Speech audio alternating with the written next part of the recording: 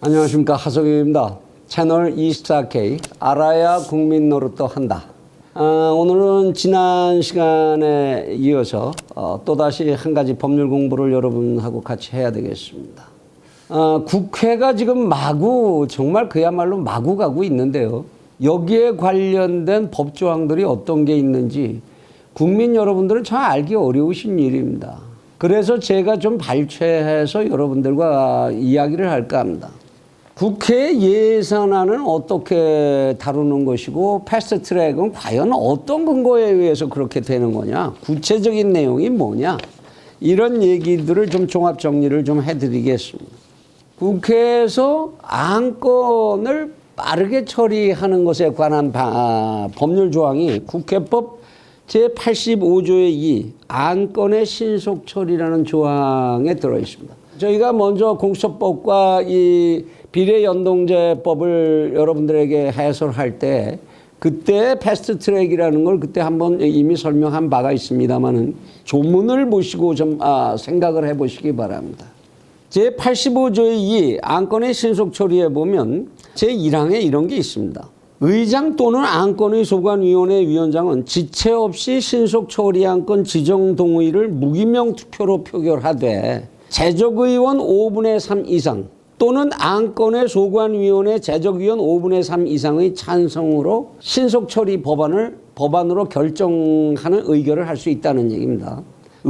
국회의장이 신속처리 안건으로 결정을 하고 싶을 때에는 국회 제적의원의 5분의 3, 60%의 동의를 받아야 되는 것이고요. 소관위원회, 그러니까 이번에 패스트트랙을 다룬 소관위원회는 정치개혁특위라는 위원회와 사법개혁특위라는 두 개의 위원회가 이제 관련되는 것인데요. 이 소관위원회의 소속의원, 그 중에 5분의 3의 의결을 거쳐야 신속히 처리하는, 말하자면 소관위원회 의결 기간 며칠, 그것이 끝난 다음에 다시 법제사법위원회에 가서 문구 조정하는데 며칠, 이런 기한들을 다 지키지 않았을 때 그 기한이 지나감과 동시에 본회의에 의장이 직권상정할 수 있다라는 겁니다. 이렇게 패스트트랙 법안을 의장이 직권으로 본회의에서 상정을 하려면 이 의결 정족수를 거쳐 지켜야 합니다. 그리고 이렇게 해서 패스트트랙 법안이 결정이 됐는데 이것에 의해서 이 법안이 다른 법안으로 대체될 때 그때도 똑같은 과정을 거치도록 되어 있습니다. 같은 법의 제2항을 보면 이 경우 위원회가 전단에 따라 지정된 안건, 그러니까 앞에 지금 말씀드린 그 조건에 따라 지정된 안건, 이하 신속 처리 대상 안건이라 한다. 안건에 대한 대안을 위반한 경우 그 대안을 신속 처리 대상 안건으로 본다. 대안이 생겼을 땐 그것도 신속 처리 안건으로 볼 수가 있는데 그 대안은 어디서 만들어야 되느냐? 소관위원회에서 다시 의결을 거쳐야 한다는 얘기입니다. 그런데 지금 비례연동제법이고 공수처법이고 간에 당초 정치개혁특위나 또는 사법개혁특위에서 당초에 결정됐던 원안, 이것을 마구 고쳐서 본회의에다 상정을 했단 말이죠. 그것도 아주 중요한 부분들에 대한 원안을 발의했던 의원 자체가 이건 말도 안 된다고 난리를 치는 이런 개정된 법안을 그대로 본회의에다 이게 신속처리 법안이라고 상정을 하겠다, 그런 얘기입니다. 이거는 절대로 안 되는 얘기입니다. 국회법상 그런 대안을 신속처리 법안으로 볼 수 있지만 그걸 소관위에서 다시 의안으로 다 결정을 해야 되는 거죠. 또다시 5분의 3의 결정을 받아야 되는 겁니다. 여기 어디에도 4+1 같은 그런 의사결정기구는 언급이 없습니다. 그런 기구는 의회법, 국회법 어디에도 4+1이 무슨 의사결정을 할 수 있고 소위원회의 권한을 대행할 수 있고 원내총무회의를 대행할 수 있고 이런 규정은 전혀 없습니다. 그거는 그냥 가상적으로 우리가 힘 합치면 본회의에서 과반수 얻어서 통과할 수 있다라는 그런 가설적인 집합체일 뿐이지요. 전혀 법률적 능력을 갖는 그런 조직이 아니라는 겁니다. 이렇게 되면 패스트트랙 법안으로 원안으로 의결된 것을 변경된 것을 본회의에 상정하는 것 자체가 명백한 불법행위입니다. 당연히 그 의결은 무효가 돼야 하는 것이죠. 또한 예산의 처리에 있어서 보면 예산도 분명히 신속처리 법안으로 다룰 수가 있습니다. 제83조의 3 예산안 등의 본회의 자동 부의 등에 관한 법률 조항을 보면 위원회가 예산안 등과 제4항에 따라 지정된 세입 예산안 부수 법률안에 대하여 제1항에 따른 기한까지 심사를 마치지 아니하였을 때에는 그 다음 날에 위원회에서 심사를 마치고 바로 본회의에 부의된 것으로 본다. 이렇게 예산안을 법정 기한 내에 처리 못했을 때에는 당연히 신속처리 법안으로 처리되는 걸로 보고 본회의에 상정하는 것으로 본다. 이렇게 돼 있는데 여기에 중요한 게 있습니다. 예산안과 세입 예산안 부수 법률안이 동시에 처리돼야 한다는 거지요. 예산안 부수 법률안이 없으면 이러이러한 사업을 하겠다라는 법률안이 없는데 그것에 관한 예산을 어떻게 결정을 합니까, 먼저? 그럴 수는 없죠. 법률이 있어야 그거에 소요되는 예산을 만들 것 아닙니까?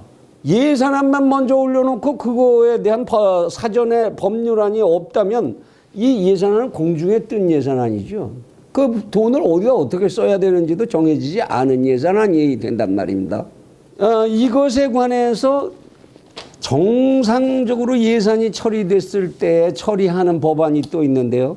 국회법 제83조의 2 예산 관련 법률안에 대한 예산결산특별위원회와의 협의 이렇게 해서 예산을 세우기 전에 여기에 관련된 기획재정부 소관 법률안을 만들 때에는 예결위원장과 협의를 거치도록 되어 있습니다. 그리고 나서 그 법률안이 된 다음이라야 예산을 이 기획재정부에서 세울 수가 있다라는 얘기죠.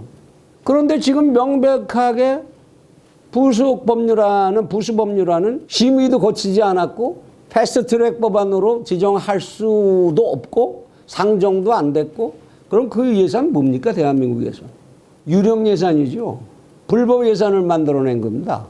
이런 것들이 지금 국회에서 일어나고 있는 자기들이 만든 법도 지키지 않는 정도가 아니라 정면으로 위배하는 행위를 자행하고 있는 것이 지금 대한민국 국회의장단이 하는 일입니다.